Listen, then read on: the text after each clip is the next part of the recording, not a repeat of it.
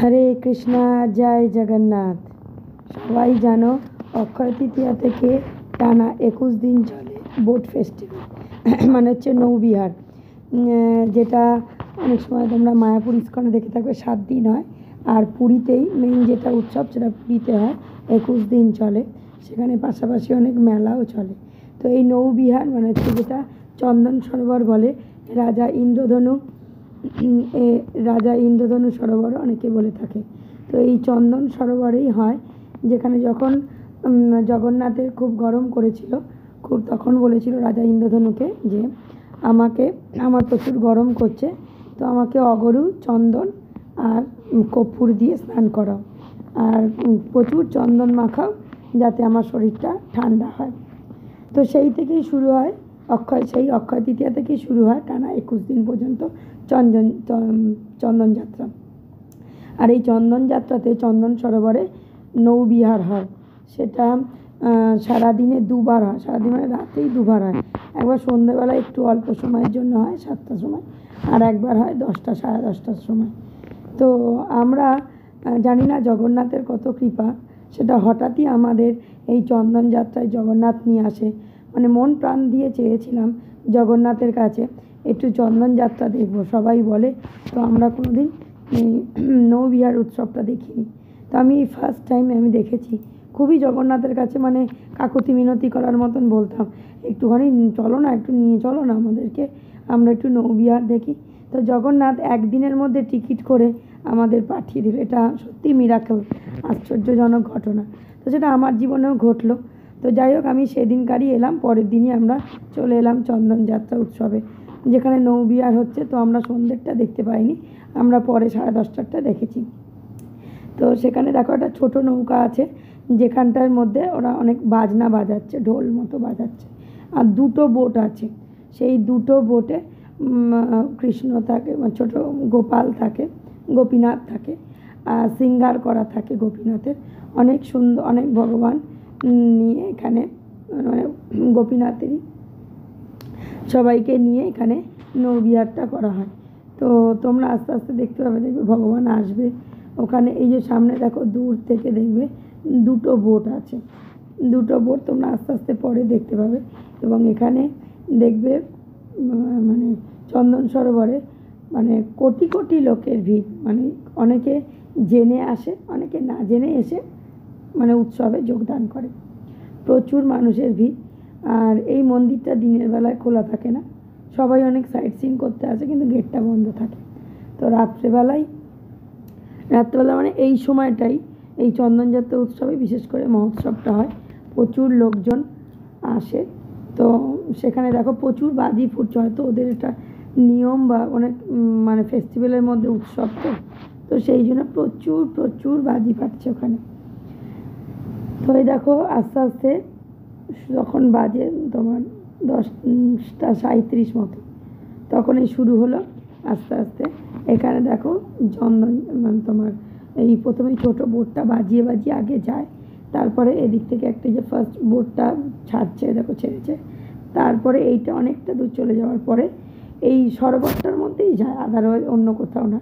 সরোবরটা তো সবাই জানো, অনেকেই দেখেছো, আবার অনেকে দেখোনি। যারা দেখোনি তারা কিন্তু অবশ্যই চন্দন সরোবরটায় অবশ্যই আসবে। যারা যদি পারো স্নান করবে, তাহলে জগন্নাথের কৃপা পাবে। আর যারা স্নান না করতে পারবে, তারা অ্যাটলিস্ট এই চন্দন সরোবরে এসে, এই দেখো অনেক বাজি পোড়াচ্ছে, চন্দন সরোবরে এসে চন্দন সরোবরের জলটা অ্যাটলিস্ট মাথায় দেবে অবশ্যই। সেখানে কিন্তু জগন্নাথের অনেক কৃপা লাভ করতে পারবে। তো তোমরা দেখতে থাকো। এখানে দেখো, এই দেখো আস্তে আস্তে দেখেছো বড় বোটটাও চলে গেল।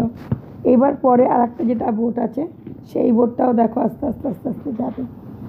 তো এই 2টো বোট ওই পুরো সরোবরটার মধ্যে ঘুরে আবার ব্যাক করে চলে আসবে, এবার পরের দিন পর্যন্ত, আবার পরের দিনের জন্য আবার ওখানটাই থাকবে, পরের দিন ওখান থেকে শুরু হবে আবার। মানে ভীষণ অদ্ভুত লাগছে, এত সুন্দর, আর কি সুন্দর সাজিয়েছে, অদ্ভুত সুন্দর সাজিয়েছে, গাঁদা ফুল, রজনীগন্ধা দিয়ে খুব সুন্দর সাজিয়েছে। তো তোমরা কিন্তু যারা পুরীতে আসবে, একবার চেষ্টা করবে অক্ষয় তৃতীয়ার সময় আসার।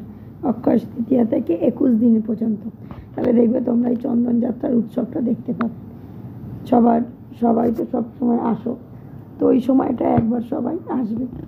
দেখো বোটগুলো আমরা যেখানটায় ছিলাম সেটা যতটুকুনি দেখা যাচ্ছে আমি ততটুকুনি ভিডিও করতে পেরেছি, যাতে তোমাদের সবার সাথে শেয়ার করতে পারি।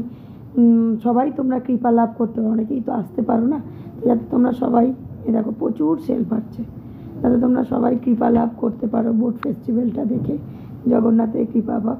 তো সেই জন্য আমি যতদূর পেরেছি ততটা ভিডিও করেছি।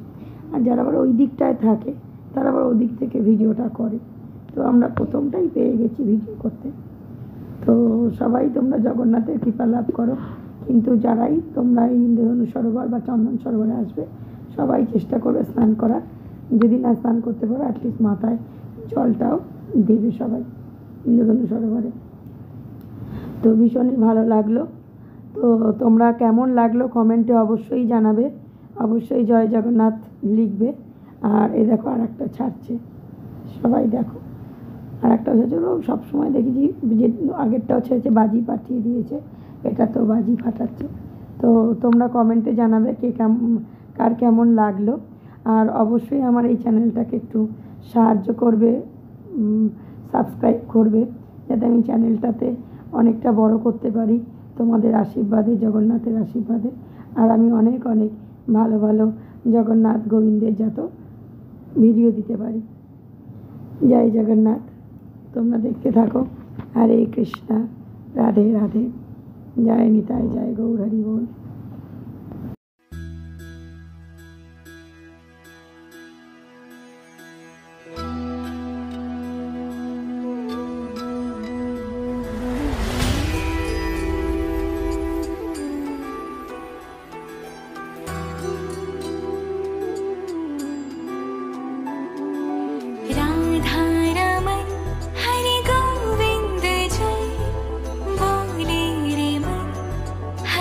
कृष्ण हरे राधा रमन हरे गोविंद जय बोले रे मन हरे कृष्ण हरे।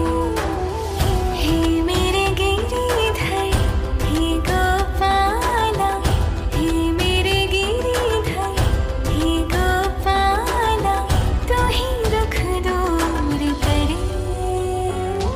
हरे कृष्ण हरे हरे कृष्ण हरे हरे राम हरे कृष्ण हरे।